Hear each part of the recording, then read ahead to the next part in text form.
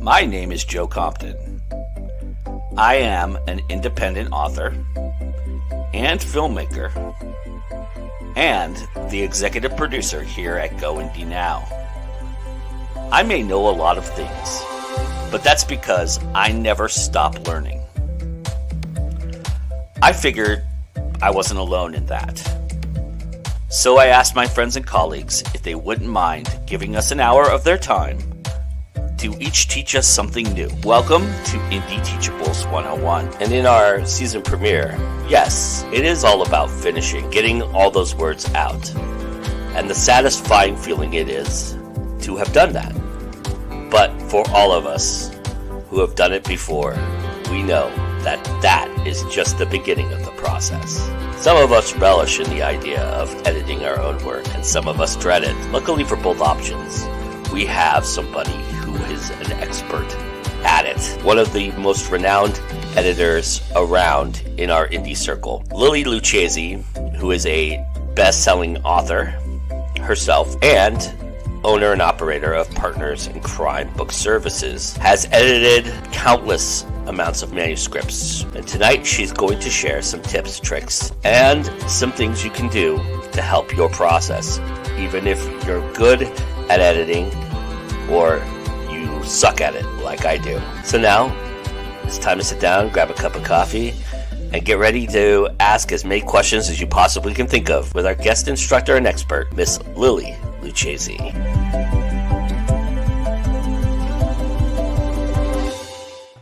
Yes, hello everybody. We are live. Welcome to another Indie Teachables Season 2 premiering tonight. And that was, the intro says a lot, but I have the myth, the legend here with me right now. So I'm real excited. Thank you, Lily, for doing this, by the way. I really appreciate it. I don't expect to start something like this with a pink face. Thank you. Sorry. But yeah, and we were actually just talking about you, Anita. So hello, welcome. But yeah, tell everybody, give everybody the rundown of yourself a little bit more in detail, and tell everybody a little bit about yourself before we get into what you're about to teach me and everybody in the audience. Well, I have been working in the publishing industry since 2011. I actually began as a blogger and proofreader, as well as press. Moved on to publishing myself in 2015 with a small trad company. And in 2018, I was able to achieve USA Today bestseller status. In 2019, I went completely indie and also opened Partners in Crime Book Services at the time with my mother, who had handled our promotion side of the company. Nice. Let's talk a little bit about editing. You're gonna give us a lot tonight about what we should look for, what we shouldn't do, what is some simple things to figure out and fix and that. But I'm curious to start the conversation and to start to talk about this process a little bit. What's one thing you think every writer can do right away that would improve their writing right off the bat? Write like themselves. There are many of us, myself included, and I even get this now. It's a sort of a form of imposter syndrome, but many people that I know, be it clients or people I see talking to, they'll read popular books, and their first thought is, I don't write like this person, so my writing must suck. I recently was just listening to someone else speak, and he was saying how, because he doesn't write in a flowery, symbolistic kind of way, he writes more realistic, that he mustn't be a good writer. A lot of people disagreed with that. I'm one of them who disagreed with that. You must write like you in order to make your mark in this industry. So that is the first thing that I want to tell people. It doesn't matter where you are in your career. That's still going to hit you in the head. So always make sure that what you're putting down on the page is in your words, in your style. Nice. Editing is a mental exercise, really, isn't it? it really it flexes muscles in your brain that you're not used to using a lot, I would assume. I mean, for a lot of us, I mean, once you start writing more words, the natural progression of your how you word and how you write becomes a lot more natural. But I would imagine that there's some focus and training that goes into editing. So there's two mindsets that I've always heard. It's either get everything down on the page, walk away from it for a little bit, come back with a fresh set of eyes to look at it in that respect, or hit it right from the momentum that you have at the end and just go right back to the beginning and start just ripping through it. What is your thoughts on those processes, and what do you think works best? I mean, obviously you're going to tailor it to yourself and whatever works best for you, Right. but do you feel like there's one that's a little bit more productive for somebody who may not have the prowess? Again, both of those things, it does depend on how your mind works. With some people, I actually do have a couple of clients who they can't go back to it after 2 weeks. Their mind is not in that story. Their mind is not in that world. It's not, it's moved on either to the next book. So if you're that type of person who always has to move on immediately to the next book, I always recommend doing your self edits quickly. For me personally, I actually do two approaches when it comes to my own self edits. Each day when I start writing again, I reread only what I wrote the day before and make a tweak to it, which usually takes about 30 minutes. And then I go and write and then repeat. And then I usually don't do 2 weeks. I usually do 5 days to 1 week. And then I go back to it. And I do believe the best thing to do is almost like you're reading the book as a new person with a new set of eyes. So that's actually the process that I recommend the most. It's pretty much how I edit too. I go back at least 5 or 6 pages, at least, maybe even if it's. I try to write through a chapter. That's kind of how I've always approached it. Try to get through at least that thought and get that out. Even if I'm like falling asleep at the keyboard, I'll try really hard to do that. But and then I'll go back and read like the last paragraph of the previous chapter into that chapter and push forward too. So that's kind of neat that you do the same. A lot of people, they say don't edit as you go, and I agree with that in a way. Don't edit as you go, because that's just going to slow you down. But just take that up to 30 minutes a day to refresh your brain and look at what you wrote the day before, make little tweaks, whatever you need to do. That's actually going to speed up your editing process. For anyway. Yeah, and I think editing as you go, unless you're a really skilled editor, it's tough to catch everything, right? And when you go back and read, you're going to re-edit it anyway. So, you're kind of doing double the work at that point. Right. Yeah. Mostly when I say to go back and read, that's for content than anything else. Don't worry at that point. Don't worry about your punctuation. Don't worry about your filler words. Just worry about the plot at that point to make sure you're getting the characters' voices down. All right. So let's go through some things that you think are essentials to start the editing process. What are a few things you think people should start with when they start editing? This may actually come during the writing process, and this is something that some people have gotten upset with me for saying, but you need to read a traditionally published book, not another indie. As much as obviously it's mostly all I work with, I am an indie.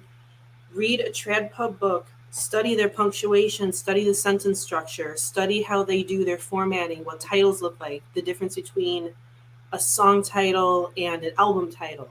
Especially, I work with a lot of rock star romance. A lot of people are mishandling that. And I have a book next to me that actually even shows exactly how it should look for dialogue, album title, and song title. And you need to please read a traditionally published book. Structure your sentences that way. Look at how dialogue tags are supposed to end. That's the number one thing that I actually see have clients get wrong are their dialogue tags and their titles. And those are actually, especially punctuation at the end of dialogue, that takes the longest to edit, believe it or not. You think it wouldn't, but it does when you're doing line edits. So I always tell them, make sure, read a book. It sounds really stupid. Read a book, especially a fiction book. See how it goes. Some nonfiction, like Frank McCourt, Angela's Ashes, he actually chose to write without quotation marks. Which please don't do that. You can do that if you're doing nonfiction or something really literary creative. Please don't do that. But yeah, the first thing I recommend to people is to make sure you know what a published book looks like as you're going in to do your self-edits. Make sure you copy how the punctuation is done. Because while trad publishing does screw some things up, the technical aspect is one thing that they do not screw up, and that's something that you need to commit to memory.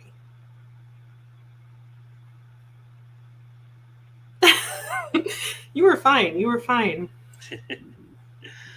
So then, what are your approaches to like crutch words, filler words? What kind of approach do you take with those? Is that something you should be concerned with at the beginning of the process? Is that something that you do after the process? Where do you fall in that category of those two really bugaboos? That's a big bugaboo for me. That's the one thing I do when I'm writing, editing wise, is I make sure I always have a thesaurus open, and I feel like if I used or leaned on that word a lot during my thought process, I will go to my thesaurus and just pick a word, just to know that, because I know how I think, and so sometimes I'm like, if I'm doing, I like, there's one word in every one of my stories that appears one time only, once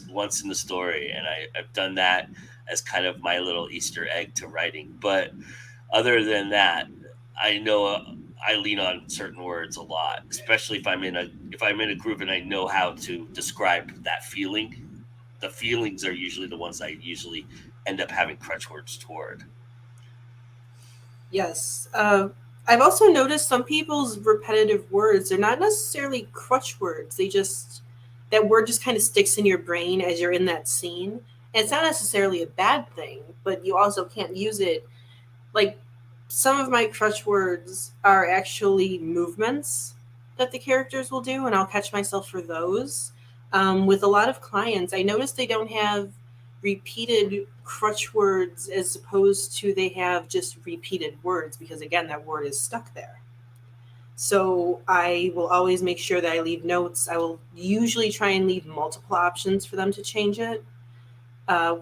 When it comes to filler words like that, just, but, and, then, and also and then together, usually with and then, you can usually take out the and add a comma before then. But those are things that I recommend you look at last.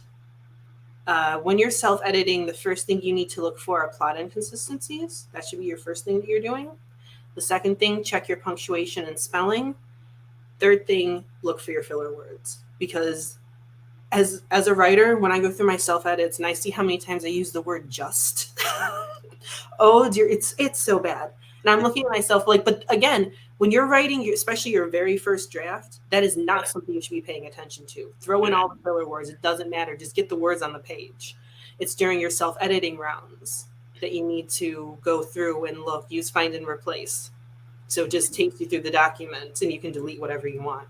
Because occasionally you do need that's and just to make it work, or to make a sentence grammatically correct. Just, was, had. Those are the three for me. I always, especially passive voice. Anytime you see was and ing, you can probably switch that around, and that's another thing that I catch quite a bit with clients. Yeah, it's also something that isn't talked about as much when people talk about editing. The passive voice is a vicious little beast, especially if you're writing. That's how you conversate, right? There's a lot of you hear yourself talk that way, right? Yeah. So, And that's another thing. When you're in dialogue, you don't have to police it as much, because again, dialogue is supposed to sound like a real person. Yeah. So it's mostly in the prose part. Yeah. That you need to look for it. Yeah, Or it always if spills you do over. have that or just multiple times in the dialogue, yes, remove some of those. Yeah. You don't have to police them as viciously. Like same with passive voice. Also, if you read older novels, from like even 100 years ago, passive voice was very normal back then. Yeah. There's another word you have to look for. Yeah, Anita says that she hears us with just, but quite is one for her. So I've seen that a bit, yeah. Not as much, but it also depends on what you're writing. With what yeah, I've read of her work, yeah, that's going to be a very common filler word. yeah, quite is a very very good word for horror. I Yes. think. Yeah. Um, I'm curious your thoughts on programs like Grammarly, spell check, those kind of things. Do you utilize them yourself? Do you feel like that's like the very first thing an author should go through it, and when they are in that phase of checking that kind of stuff? Do you how much trust do you have in those programs? It depends on what you're using it for. For me, with Grammarly, I had never particularly liked Grammarly. I had started with them just to have an Mhm. extra tool in my disposal. I did not like them. I did not like how it ran. I wound up installing them years ago. My phone right now, my phone maker, they use Grammarly AI for their autocorrect now, which I guess is actually what Grammarly is using in itself. Yeah, And as someone who is now forced to have it on their phone, I'm going to tell everyone, please don't use it. It will literally change your words on you sometimes. It's don't use it. Please don't use that one. With Pro Writing Aid, I do like it a bit better. I've had some clients actually lose manuscripts due to them, or it started making their devices run slow. hmm. But the reason that I do like Pro Writing Aid is it actually does help you pick out repeated words in passive voice during your self-editing process.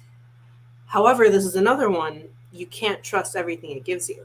Yeah, You absolutely cannot. I mean, if you're going to use anything, I would recommend just Word or Docs built-in autocorrect. That actually, it can pick out quite a few things hmm, that you wouldn't think. There are also some things that'll tell you to change that again. They're very incorrect, which is again why I say you must hire a human. Please don't ever trust any type of mechanical, because every single type of machine, AI, whatever, it's still run by a human, and yeah. and it's not going to be good. They're not professionals. The one thing I love about Google Docs, self editing or self check or spell check or whatever or grammar check, is it finds the extra spaces for me. I've always found that very useful. So, It which is I very useful. never found with Grammarly.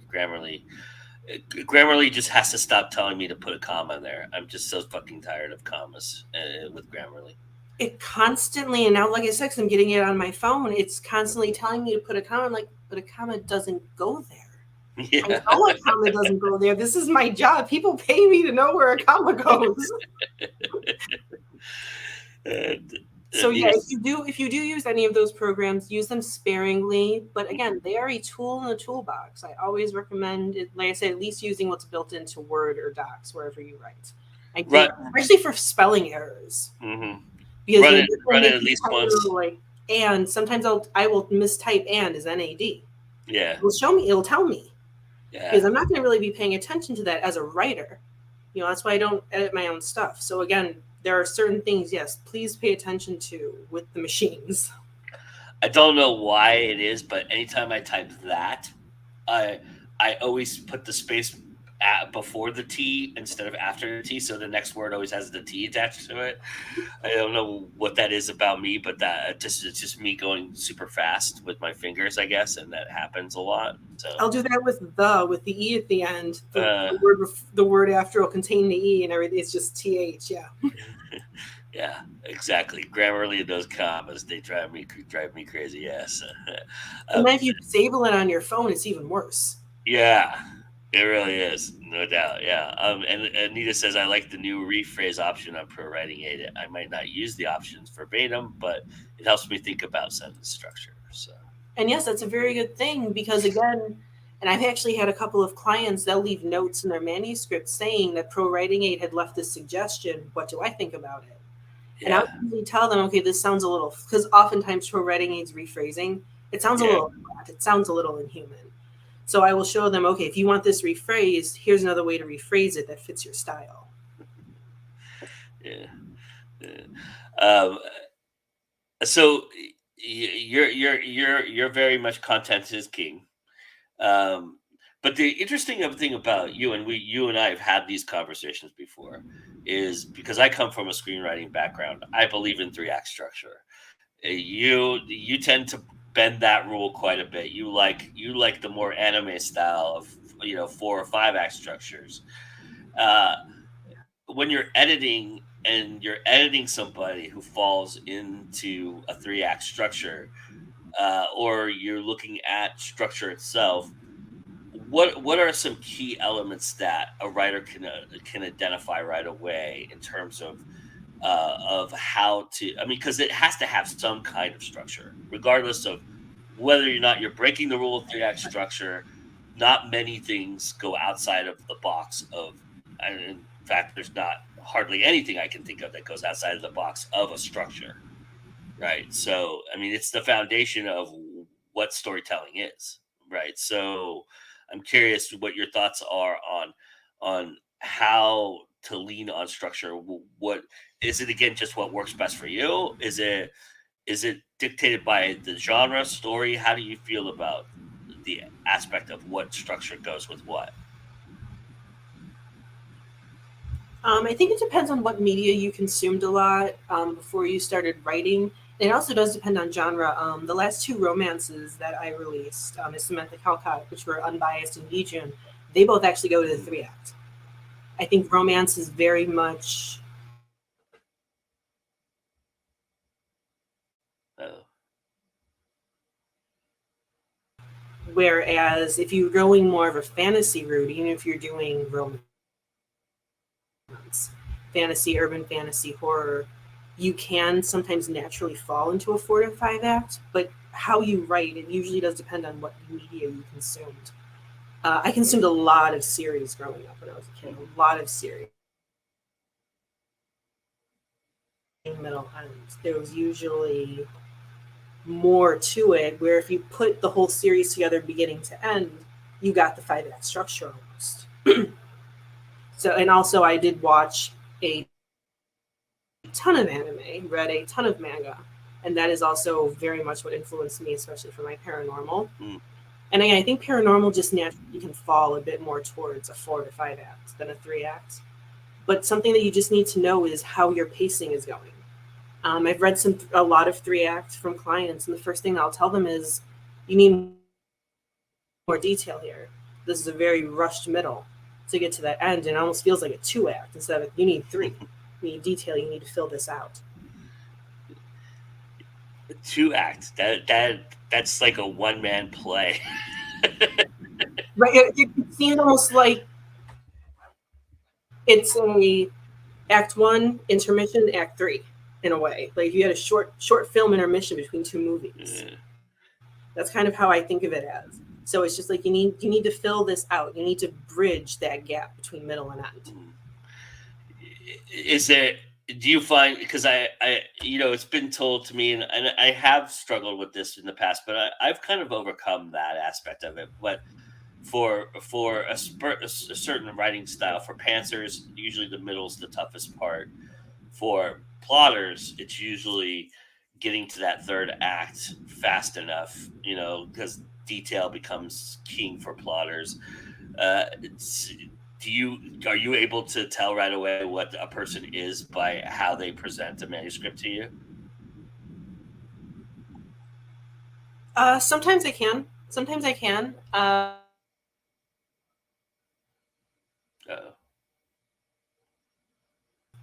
Whereas with paranormal and urban fantasy, there are more pantsers. mm, And especially if the people who write series, you can always tell, even if they try to outline, you can always tell where the characters intervened. Like you can always see that little spot where they popped up.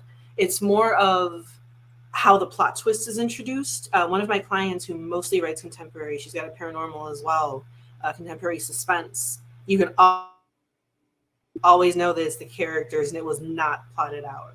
And it's those, for me as a reader and as an editor, those are the most fun things to get to, because because I also write, I know what that feels like as the writer, where it's a mix of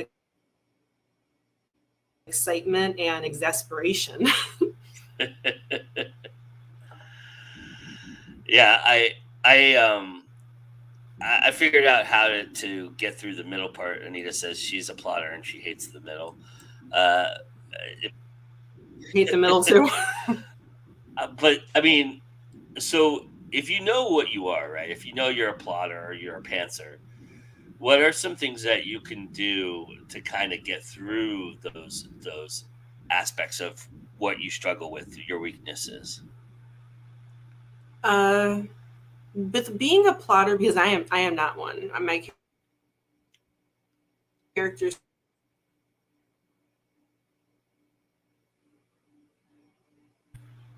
don't do the bullet points. Fully plot the scene out as almost you would a short story, and that will actually help you when you're writing the actual scene to get past it quicker. Being a pantser,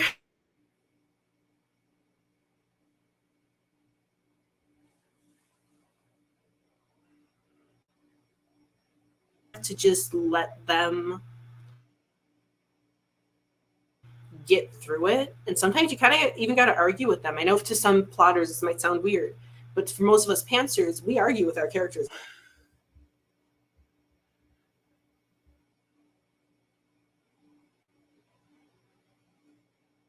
Stephen King's method, he's kind of in the middle of plotter and pantser from what I recall of him saying.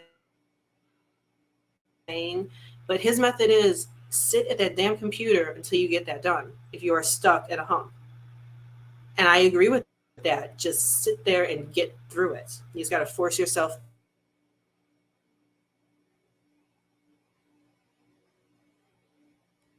It doesn't matter because it's your first draft. Sit there, write the scene. Even if it's a little thin, get through it so you can finish the book. The most important thing is having a finished product. Everything else can be tweaked and fixed later on during the editing process and during rewrites. Is that something you would recommend doing first, though? Is fixing those kind of ideas and fixing those plot holes and going through that? Is that I mean, you kind of already alluded to that being the first step, but is that pretty much a first step? Yes. When you're doing self edits, the first, yeah, that's why I'm not a plotter, Anita. Yeah, the first thing you should do is go through and check for anything that seems thin. But for some authors, because that's just how it comes out, they often don't realize that it is thin or that it does need something. That's where your professional editor comes in. But you have to go through your book when you're doing your self edits as a reader and think, would I as a reader want something else here? Would I want something expanded upon? Would I want this dialogue added? Would I want this dialogue?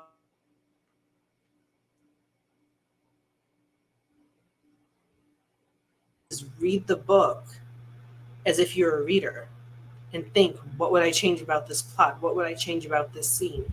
What would I change about this character?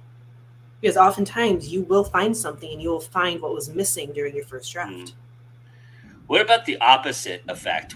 You know, you deal with a lot of people who write fantasy, and there's a tendency in fantasy to info dump. There's a tendency to, be a little bit more of an exposition writer than a storyteller. And how do you self-identify those things? What are some red flags or some spots where somebody could identify that's what they're doing at the point they're doing it? Well, one of the first thing is if you've seen yourself, especially in something like fantasy with world building, if you've seen yourself explain something twice in the same amount of detail, sometimes you do need to repeat things if it's a very long book later on, just to remind the reader. If you see something repeated in the same amount of detail, cut one. Usually cut the second one, depending on what your structure is like. But again, that's, for the individual story. That's not something that I can tell you.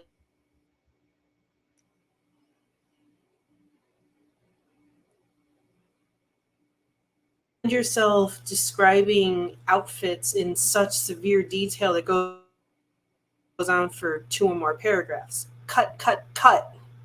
Nobody needs it. The same with one of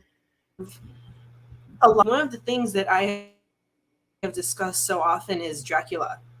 And he's going on for pages and pages with these paragraphs that are like this freaking long. Yeah. And it's like, you don't need that. It could be cut down to one short paragraph. There were trees. There's very nice ways to describe things that don't take up, over 1,000 words. So if you see yourself going into a lot of detail, a lot of prose, sit there and think, do they need to know this? Because to us, it's all interesting. It's our world. It's our stories. But you're not writing for you. You are writing for a reader at that point. So during self-edits, ask myself, is my reader going to give a damn about this? 9 times out of 10, the answer is no. Okay, so I'm sure this has happened to you. I'm sure this has happened to you as a writer, even, and being edited on by someone else. But as an editor looking at this, I'm curious. There's often times when I've written a really, really neat sentence or a really good word, or I want to use something really well, and even if I know in my heart of hearts, in my brain, that it doesn't really always fit the story perfectly. I mean, it doesn't harm the story, but I ignore the idea of editing that because I think it's perfect, right? And it's so rare that happens for us because we're our own worst critics. So when we find something so perfect, we hold on to it. We tend to really want to have it, right? And so, I mean, when dealing with an editor, actually, when dealing with your own editor, how do you approach that? In your own mind, is it do you come up? Is it just you have to come up with an argument or an idea of I'm going to fight for this, or do you have to at some point, even though it may make you cry, just give it up?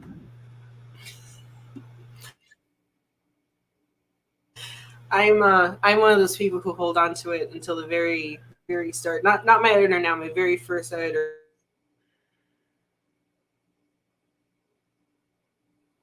And who she was talking to, people called her by different names and nicknames. To me, in my head, it's my world. It all makes sense.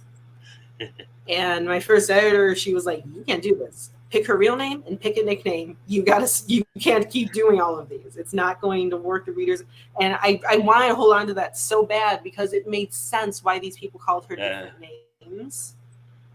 But it wasn't going to work. Readers were not going to like it. They were going to get confused. And that's the first time. That was only in my second novel, by the way. That was the first time I ever had to hold on to something. But the first editor, she used to give us one, she would call it a purple sentence. If we loved it that much, we were allowed to keep it. But it couldn't be more than a sentence. That was her rule. And so now with clients, I will highlight things, especially again, as a writer too, I know how much we love some of these things we put in. So I will highlight certain things and say, there's a chance readers are not going to like this. There's a chance readers are going to get bored, whatever the situation is.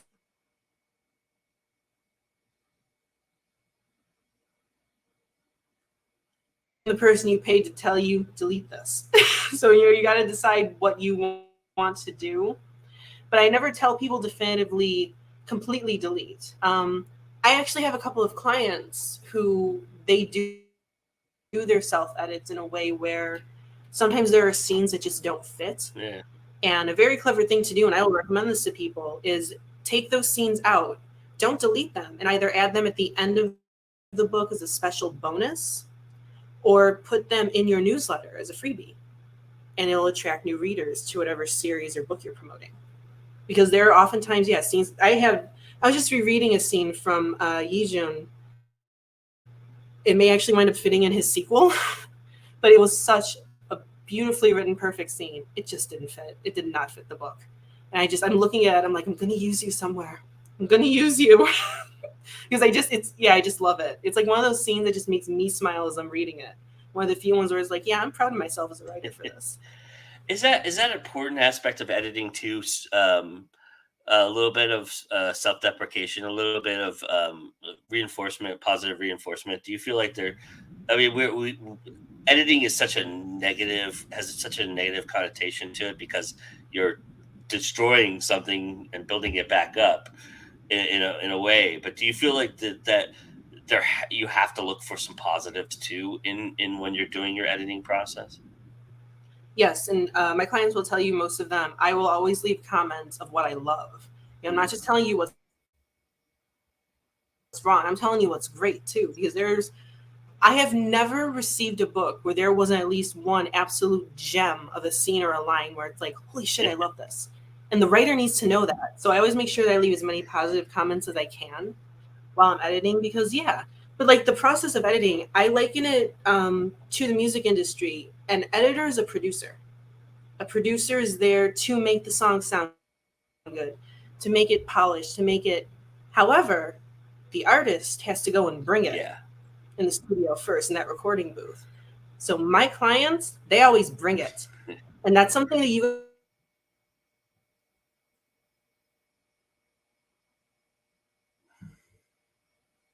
always keep learning, always keep stressing what your talents are.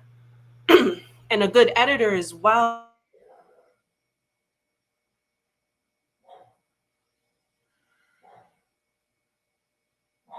is always trying to teach you something and make you go higher.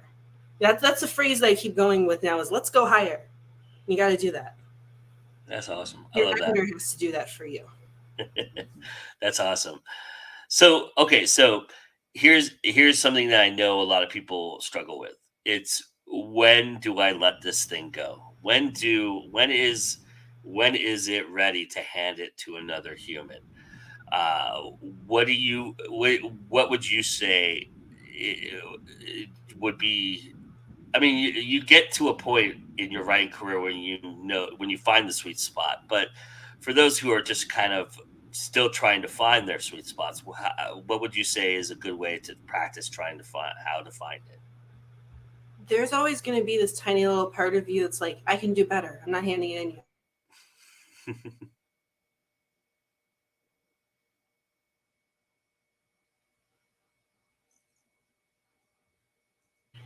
You get to the point where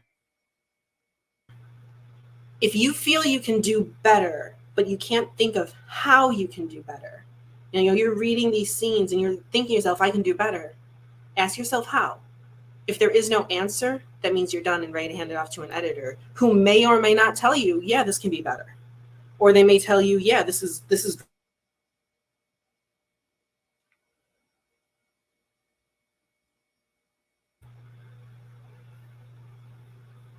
Hmm. You I know it's a weird thing to say, but could you repeat it, because I think you conked out on me there. I didn't hear any of what you were saying. oh, okay. Yeah. When you are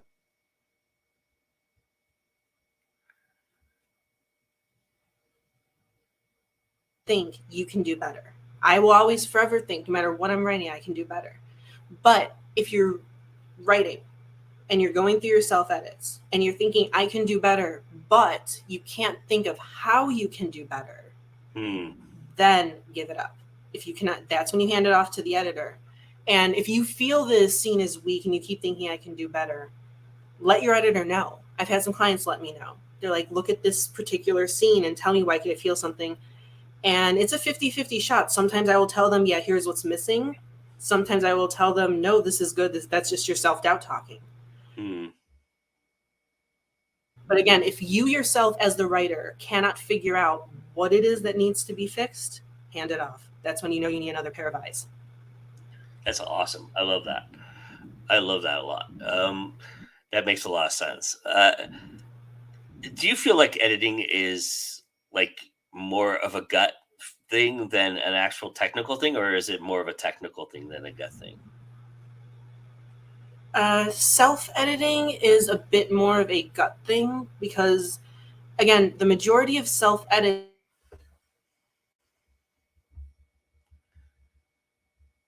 voice, so that is a bit more of an instinctual.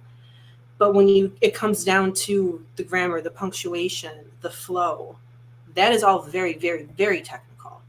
And that is something that you only, as a writer, you only get better with time and with listening to your editor and, again, working with them, just how I said, like with a producer. Think of yourself as a musician, think of your editor as a producer. They're here to help you along while you're at your desk. It's your recording booth. Get you a little bit higher, a little bit better each time. And then next book, you implement what you've been taught, all those technical things. That's awesome.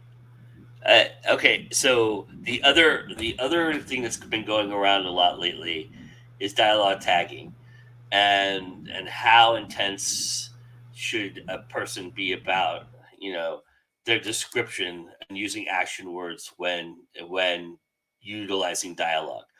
Are you a big proponent of words that are beyond said, or do you feel like said and asked and very simple dialogue tags is all you need?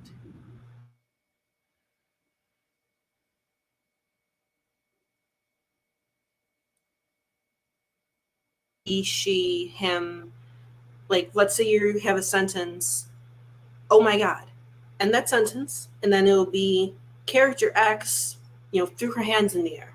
Then you start the next sentence. I don't think that the action tag should be tagged into, what comes after the comma. I believe it should be a full stop sentence, then a description. With other action tags, like saying exclaimed or queried, especially exclaimed, yelled, cried, those should be used very, very sparingly, because as a writer, the way the dialogue is written and the scene around it should tell you, are they crying? Are they yelling? Are they screaming, whining? That the dialogue itself, the scene itself should tell you what they're doing. But again, you also don't want to repeat things too many times. So if you're using said multiple times, you can change it to she told him or she tells him, depending on your POV. Mm-hmm. Other little things, like instead of asked, you can say wondered. She wondered instead of she asked. Those little word changes, those are, but if you keep going with all of these, how do I put this? I want to say outlandish, they're not outlandish. But if you go with all of these words and what you need frequently, it sounds very amateurish.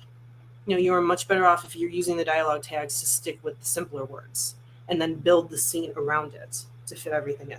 I was gonna say some of them are outlandish. There's some ridiculous ones out there.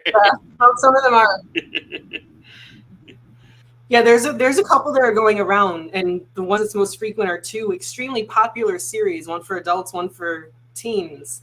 And one of them I'm reading, I'm like, I didn't even notice this one when I was reading the series. That's bad. That's really bad. Yeah, it's also very, very ego boosting. Yeah. When you see these big authors saying these things, like it's a big ego boost. Yeah, I think there's this idea or prowess about showing how smart you are sometimes, and that's not usually. And for people who understand grammar and understand punctuation, that's the opposite of showing you're smart, right? Here's the thing, and I also just mentioned this recently in an entirely different context.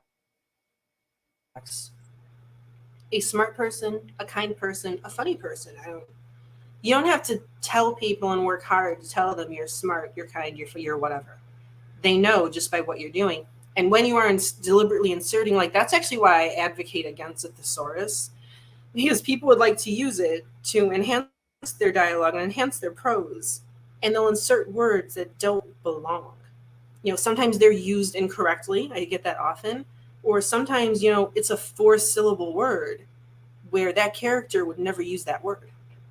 And you can tell it's out of place, and you can tell that this person is probably an amateur who has not written very much or has not worked with a good editor to tell them that this is wrong. Everything that's there needs to be natural. Like I do have characters, they're going to use the 4 to 5 syllable word to make people go, huh? but that's just their personality. That's how they speak, so it fits. For me personally, and I don't know if you can tell sometimes when I pause, I was called the dictionary when I was younger. I'm the type of person, I use all of those words in everyday conversation, and I have to stop myself because it doesn't sound natural. Even though it's natural to me, to someone else's ears, it's not natural. So again, if you're sitting there wanting to add this random word that people would only find in a scientific journal, stop and think, would this person use this in real life? No. Get it out. Okay, so A thesaurus is good for repeated words. It's not good for replacing words. There's a difference. Yeah, that's all I use it for. I use it for and it's usually like trying to find the alternative to said or told, or something to that effect. It's never to right. And you're trying to find a simple one. You're not trying,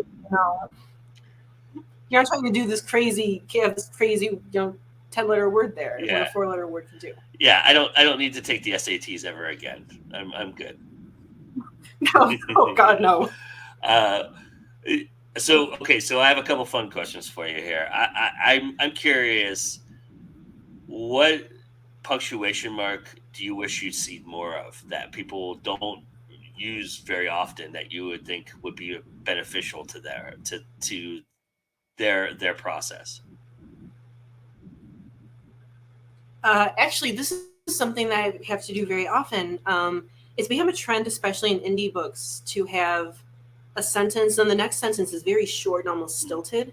Instead of having them 2 sentences, they should be connected with semicolon.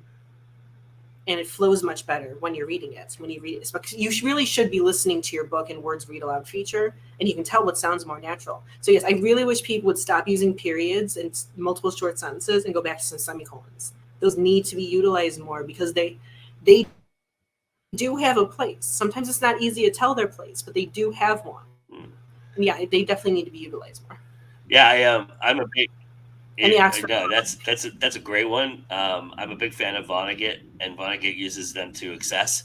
But but again, he needs a different editor. He needs the opposite.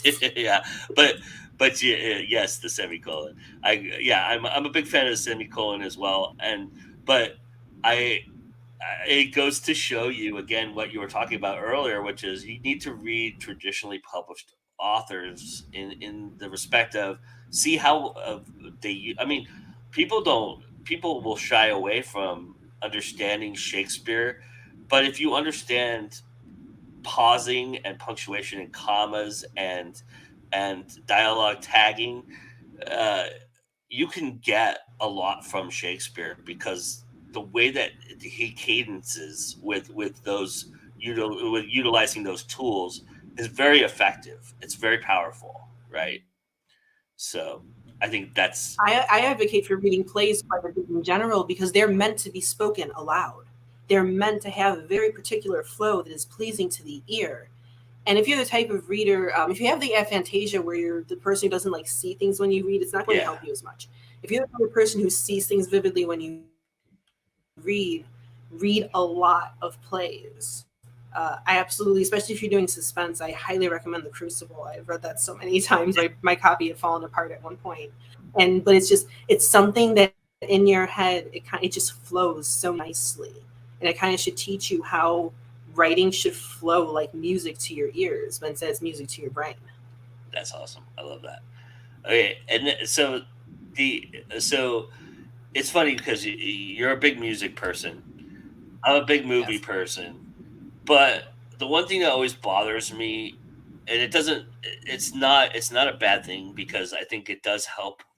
Like you said, there are visual learners. There are people who visually can see what they're trying to do. But oftentimes in a novel, it's very hard to express that vision in your head and get it across to somebody who doesn't see inside your head. Which would be a scary thought and premonition, and hopefully that never happens where we actually connect ourselves to one another where we can read our thoughts, because that would not be good. But when people tell me that they see it like a movie, I'm always cautious to read what they wrote at that point, because I feel like I know in my head I do the same, and I have to work really, really hard when I'm writing a novel to kind of stay away from my head in a lot of respects because I'm trying to actually put a sentence that makes sense to people. And it doesn't look like I'm not trying to send you on a mushroom trip or an acid trip. I'm trying to tell a story, right? And sometimes those kind of visuals get in our way in terms of that. I mean, as somebody who's into music, and you've referenced this quite a bit in this conversation already, is that the same aspect? Kind of, you have to, it helps for structure, it helps for design, but what people don't realize is that a lot of times they'll layer the drums over the bass, or they'll cut a bass line to kind of make the song flow a little better, right? So I'm curious what your thoughts are on visualizing the novel, or audibly, you know, producing the novel in terms of making it like a song. Is there certain tricks or things that you do as somebody who likes music to kind of make a novel work better for a novel purpose? Let's go with one of my absolute favorite bands, Metallica. They have, some great songs that are 6 minutes or less. They have songs that are 8 minutes plus. Let's look at Master of Puppets. That's a little over 8 minutes long. That's one of my absolute favorite songs. Sanitarium, that's another one a little over, I believe, 8 minutes long. However, when you're listening to those songs, they don't seem 8 minutes long. It's, Yeah. a snap and they're over. And you're like, damn, I got to replay that. Yeah. That's one of those things. And that's when you're writing a long novel. How they pace a song is how you should be pacing that novel. Nice. Where there's always something, there's always a new little layer for a reader to get into. It could be a new minor character if they only have a little bit of a scene. I know we've talked about tertiary characters. That's where they come into play, especially in long novels. Or one of my absolute favorite shorter songs is only 3 minutes, is Seven, which is a brand new song. You're listening to that song, and it's over in a second, but you don't want it to be over. That's how I feel about novellas and anything under 40,000 words. You must write to make it compelling so that when they get to that end very quickly, they want more of what you do as a writer. Mm. It's just like with writing a series. I liken that to a TV series. You want to know what happens in that next episode. You can't wait. It's the exact same feeling you need to evoke. Nice. I love that idea. That makes a lot of sense. And actually, you just helped me with a novella I'm currently writing think about that a little bit. I'm glad. Yeah, no, definitely sit there and think about a song you like that's shorter than the average, and think about how amazing that song is and how you want more once it's over. Like Seven's kind of the only single we have right now. We're all sitting here like, more. We can't wait for November for your album. More, give us more now. That's what you want to get from your readers once they finish your novella or short story. Oh my God, I must devour everything this person has ever written. You need to remember that feeling. The other powerful thing I think about those elements too, like taking your example, Master of Puppets, is the little nuances, the subtleties that are the way that things are phrased or the music flows that you get when you deep dive into a song like that, right? And so, it's the lyric content is simple enough that it just flows right off. It just goes and it's done. But there are certain little subtleties and nuances that you end up thinking about. Like Sanitarium's a great example of that because like there's so much layering in that song. Yes. I think the same about movies that we really remember, like The Matrix, or movies that matter, like Star Wars. They have so many complexities to them within their simple storytelling structure, and I think that's a hard thing to learn as a writer or figure out. But it also, a lot of those things come subconsciously. They don't always come consciously, right? And so trusting that is probably a good instinct as a self-editor as well. yes, trusting your gut when you're an artist of any sort is the number one thing that you should do. And I'm going to talk again about music and trusting your gut and how something should be phrased or done. And it's the same thing with, we discussed earlier about how should we use exclaimed, yelled, but I said you should have it inferred in the dialogue in the scene. I'm going to go back to 7 again. There is a line in the song. It said a couple times right before the chorus, you wrap around me and you give me life. And life is done different ways. Each time he says it, where, God, should I, do I even say this? It's okay, like, to say, like, semi-explicit things. Yeah, go ahead. Okay. As each time he says life, it goes higher and higher, more orgasmic, because that's the vibe you were literally supposed to get. And you get that from his tone. That's how you should be writing dialogue. You should be able to infer what's going on from their tone. It needs to sound like you would hear it if they were speaking. That's awesome. All right. Is there anything that we didn't cover that you'd like to talk about before we head off? Or do you feel like we talked about a lot of stuff that you were thinking about? I think we talked about the main points. One of the things that I also want to tell people when they're self-editing, because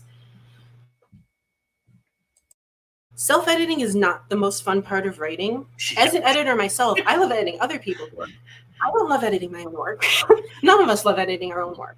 So we have to think of it as less like homework and more like role play. We are role playing our readers, looking for what's wrong in this book.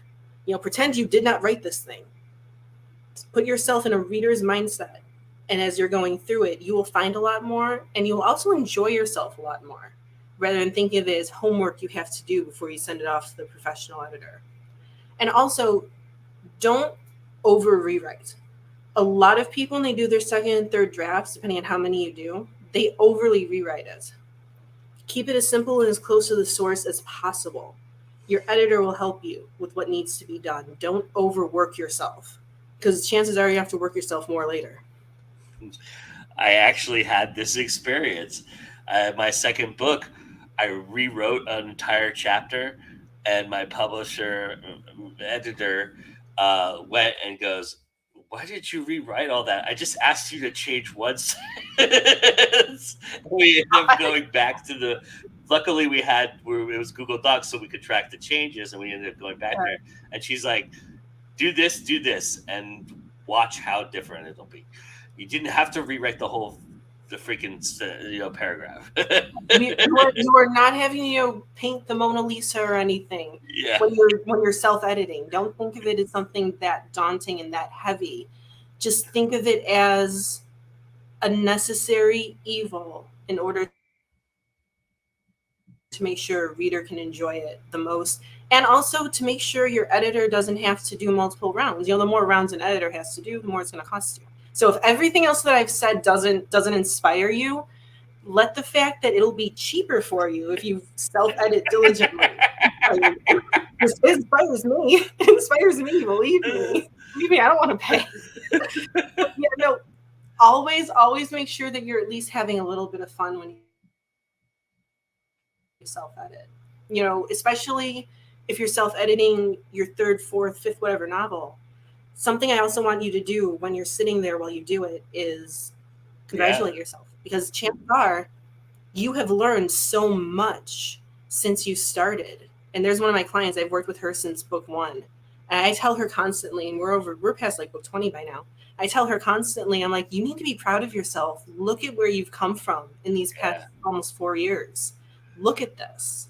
So definitely also sit there and congratulate yourselves and think about how far you've come. And that does also help, not only working with your editor, with self-editing. You learn more with each book. So always be proud of yourself.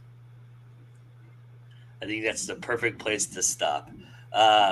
So Lily, tell everybody where they can find you. How can they get these wonderful services that you offer? Look at all these awesome services, everybody. I mean, this is fantastic.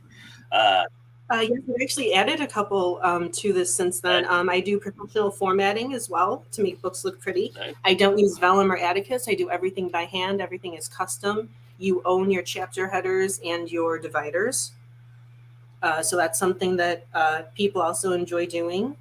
And I also do, excuse me, I'm sorry. I also do TikTok polls where I pull your ads for you in case you need something for your teasers, for your TikToks, your Instagram reels, whatever it is that you do. Nice. But yes, you can find me. That is my email right there, and you can also find me on Facebook as well. You could also my link tree is down here, and you can also find me there and contact me via Facebook. You can contact me via Twitter. I'm not on there as much. That link tree right there, everybody. Go. And it's Yes, also in the description, so everybody can go just click on it. But awesome.